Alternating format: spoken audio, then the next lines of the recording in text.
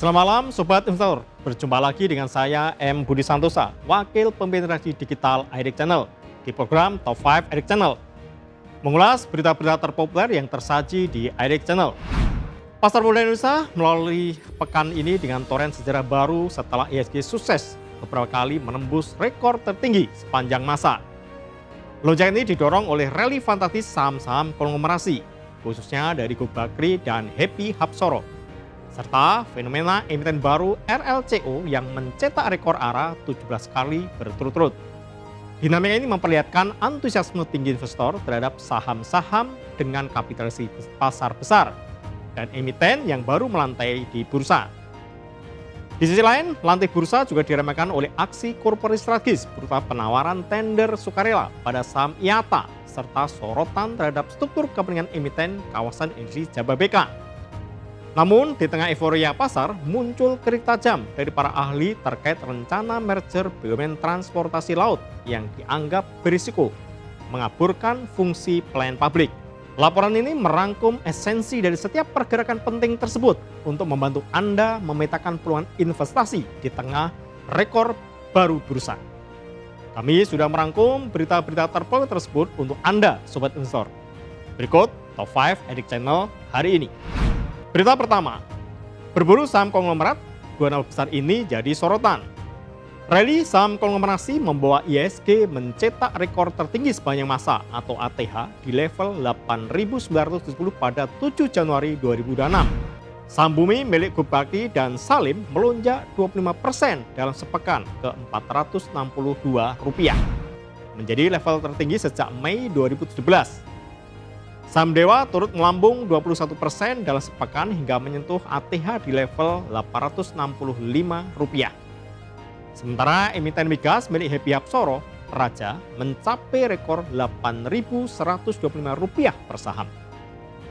Pengamat pasar modal Michael Zoh menilai saham Bakri dan Happy Hapsoro sangat menarik karena likuiditas tinggi dan potensi masuk ke indeks global seperti MSCI atau FTSE. Pergeseran dominan ke dana pasif atau passive fund menguntungkan emiten konglomerat yang memiliki kapitalisasi pasar besar. Selain itu, saham dari grup Sinarmas juga direkomendasikan untuk dicermati oleh para investor pada tahun ini. Founder WH Project William Hartanto memprediksi fenomena New Blue Chip ini akan mencapai puncak pada 2026. Namun ia mengingatkan potensi perlambatan harga akibat fase kejenuhan beli setelah rally agresif. Meskipun tren penguatan masih berlanjut, dinamika pasar diprediksi tidak akan sekuat periode sebelumnya karena adanya perubahan struktur alokasi investasi global. Berita kedua, KPI mulai tender offer saham IATA, tawarkan Rp99 per saham. PT Karya Pasifik Investama atau KPI resmi memulai penawaran tender sukarela atau tender offer atas 535,4 juta saham PT MNC Energy Investment Tbk atau IATA. Angka ini setara 1,71% modal. Harga penawaran ditetapkan sebesar Rp99 per saham yang dihitung berdasarkan rata-rata harga tertinggi harian selama 90 hari terakhir.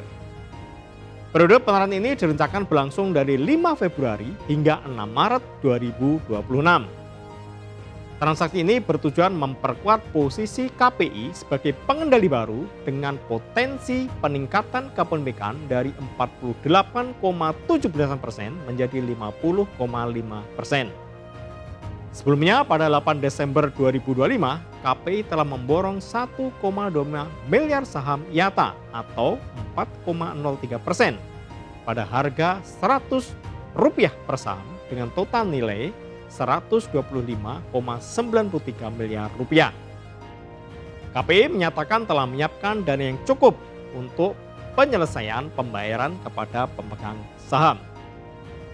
Pada perdagangan 7 Januari 2006, saham IATA tercatat turun tipis 0,58% ke level Rp171 per unit. Meski demikian, dalam rentang waktu 1 bulan terakhir, saham ini telah mencatatkan penguatan signifikan sebesar 62,86%. Aksi korporasi ini diharapkan dapat memberikan kepastian struktur kepemilikan bagi emiten energi tersebut di masa depan. Berita ketiga, saham RLCO ARA 16 kali berturut-turut. Hari ini keluar dari papan FCA. Saham emiten sarang burung walet PT Abadi Lestari Indonesia Tbk atau RLCO mencetak rekor baru dengan menyentuh batas auto rejection atas atau ARA sebanyak 17 kali berturut-turut sejak IPO. Capaian ini melampaui rekor sebelumnya yang dipegang oleh CDIA itu 11 kali, Ratu 10 kali. Sejak melantai perdana dengan harga IPO Rp168, harga saham RLCO telah meroket 1.430% ke level Rp2.570.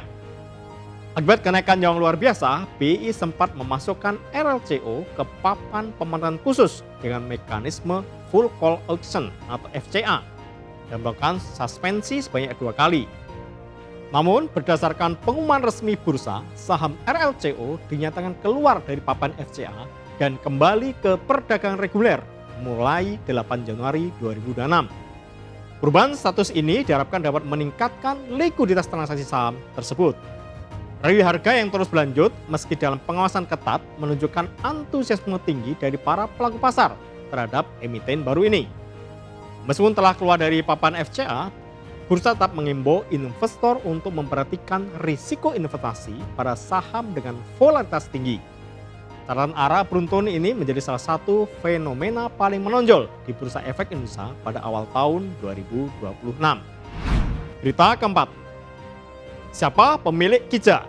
Emiten kawasan industri. Ini daftar pemegang sahamnya. PT Kawasan Industri Jababeka Tbk atau Kija adalah pengembang kota mandiri industri pertama di Indonesia yang melantai di Bursa Efek sejak tahun 1995.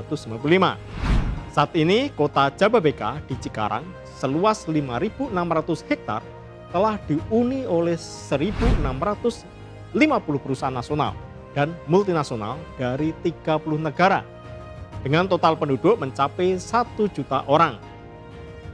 Selain di Cikarang, Kija juga mengembangkan kawasan industri di Tanjung Lesung dan Kendal. Berdasarkan data per 30 November 2025, pengendali Kija adalah Setiono Juandi dan Aida Garnida yang memiliki 2,78%. Pemegang saham besar lainnya mencakup Mukmin Ali Gunawan sebesar 21,08% atau 4,39 miliar saham. Serta Islamic Development Bank sebesar 11,52% atau 2,40 miliar saham. Sementara itu, kepemilikan masyarakat sangat dominan mencapai 58,90% atau sekitar 12,26 miliar saham. Pada perdagangan 7 Desember 2025, saham Kija ditutup pada level Rp254 per unit, meningkat 5,8% dari harga pembukaan. Dalam rentang waktu 1 tahun terakhir, emiten properti industri ini mencatatkan pertumbuhan harga sebesar 11,11%. Dengan basis tenan raksasa seperti Samsung dan Unilever, Kija tetap menjadi pemain utama dalam sektor pengembangan infrastruktur industri nasional.